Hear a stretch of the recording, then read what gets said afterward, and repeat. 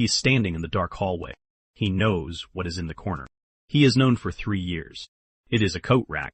It has 3 coats and a hat and a scarf that has been there since February. He is absolutely certain it is a coat rack. He is also absolutely certain it just moved. This is the fear of the dark, and the system generating it has not received a single update in 200,000 years. He needs to walk from the living room to the bedroom. In the daytime, this is a 12-second walk. He has done it approximately 1,000 times. He could do it with his eyes closed. He has in fact done it with his eyes closed. The lights are off. He walks faster. Not running. He is not running. He is simply walking with a level of purpose and efficiency that was not present at any point during the daytime version of this walk. His posture has changed. His awareness has expanded. Some part of him is tracking the door at the end of the hallway in a way that was not necessary this morning. He reaches the bedroom. He closes the door. He feels mildly ridiculous. Here is why. One leading explanation from evolutionary psychologists is that darkness specifically removes the brain's ability to verify safety. During the day, the brain can see what is there and what is not there. At night, this verification fails. When verification fails, the threat detection system runs at its default setting. The default setting is assume threat until proven otherwise. Not assume safety until proven otherwise. Assume threat. In 200,000 BC, this was the correct default. The things that wanted to eat you were more active at night. They could see better in the dark than you could. The human who walked slowly down a dark path assuming it was safe did not pass on that assumption to very many descendants. The assumption of threat is still running. The hallway is not a dark path. The brain has not updated this. Meanwhile, Four-Mammoth hunter is not afraid of the dark. He has slept outside for 40 years. He has never once felt the thing behind him. Not because nothing was ever behind him. Because his threat detection system processes uncertainty differently from most. He assessed the dark. He found no immediate evidence of threat. He went to sleep. He slept perfectly. Back. Something makes a sound. He does not know what made the sound. It could be the house settling. It could be the pipes. It could be a radiator. It could be a cat from 3 doors down that occasionally gets into the garden. His brain has access to all of these explanations. His brain is choosing not to prioritize them right now. His brain has decided it is something else. It has not specified what something else is. It is working on the assumption that whatever made the sound is considerably more concerning than a radiator. Here is why. One leading explanation from neuroscience researchers involves what happens to ambiguous information in conditions of uncertainty. When the brain cannot verify what made a sound, it defaults to the most threatening plausible interpretation rather than the most probable one. The most probable explanation is mundane. The most threatening plausible explanation is not. The brain allocates processing resources to the threatening interpretation because in 200,000 BC, the cost of being wrong about a mundane sound was nothing. The cost of being wrong about a threatening sound was significant. The sound was the radiator. He is now sitting completely still listening for a second sound. Here is the fact nobody tells you about being afraid of the dark. Human night vision is genuinely poor. Not poor compared to other humans. Poor in absolute terms. The human eye requires approximately 20 to 30 minutes of complete darkness to reach its maximum night vision capacity.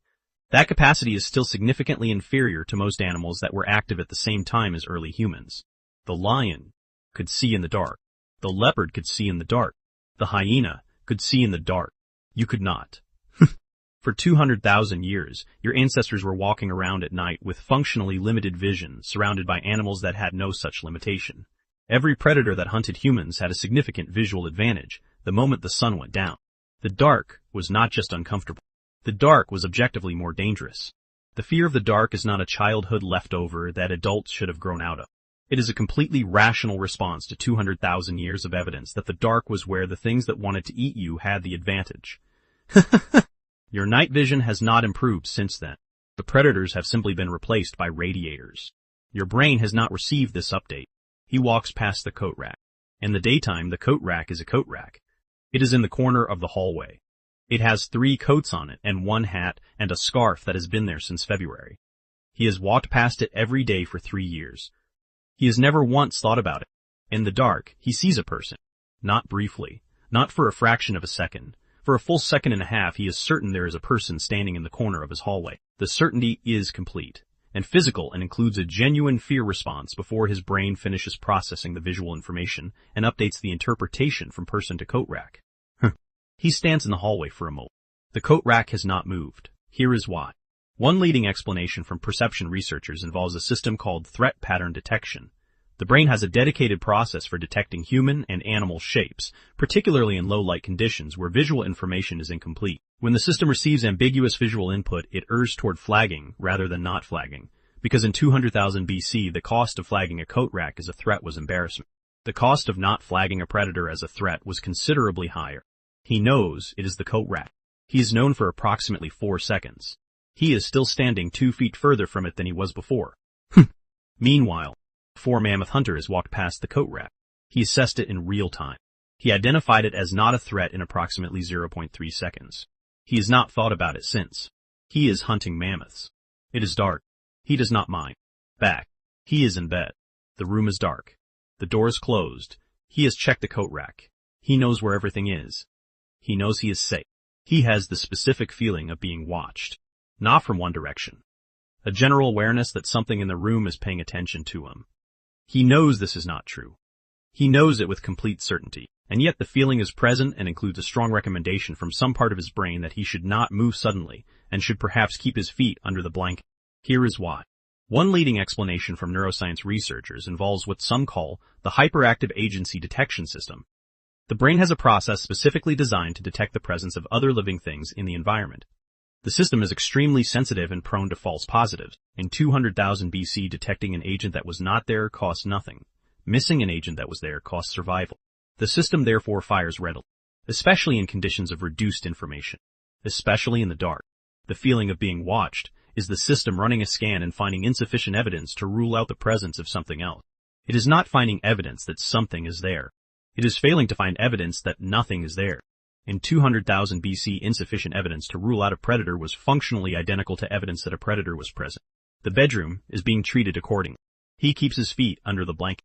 He knows this will not help if anything were actually there. He keeps them there anyway. Here's the thing nobody told you about being afraid of the dark. It is not irrational. It was never irrational. It is the completely logical output of a system that processed 200,000 years of evidence that the dark was where the things that wanted to eat you had the advantage. Your night vision was limited. Theirs was not. The darkness was not neutral territory. It was their territory. The brain that treated darkness as dangerous survived longer than the brain that treated it as merely inconvenient. You inherited that brain. The predators are gone. The coat rack is not a leopard. The radiator is not a hyena. The feeling of being watched is the agency detection system running a precautionary scan in conditions of reduced information. None of this is irrational. All of this is completely correct behavior for 200,000 BC. You live in 200,000 BC's body, in a house, with a coat rack, and a radiator, and lights that turn off. The system has not been updated because the system works. The system kept every single one of your ancestors alive long enough to pass it on to you. The chain did not break once. Not in 200,000 years. You are the proof that the system works. You are also the person who just checked to see if the coat rack moved. Both of these things are true. The dark was real. The predators were real. The coat rack is not a leopard. Your brain is waiting for written confirmation of this. It is always waiting. Nothing has changed in 200,000 years.